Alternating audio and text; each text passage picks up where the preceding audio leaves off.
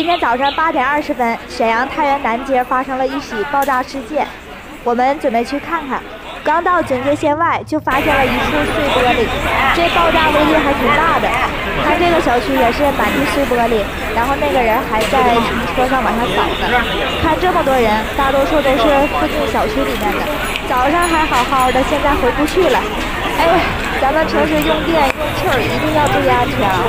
看这个高层下面的玻璃全掉了，这个黄色高层底下就是爆炸点。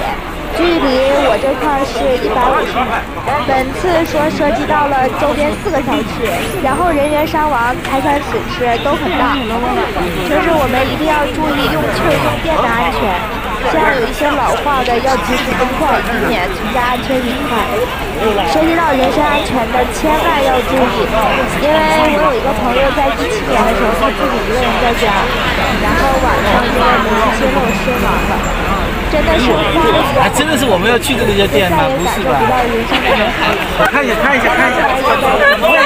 虚应了。也是希望呢，伤亡人员能早日康复，然后他们能早点回家。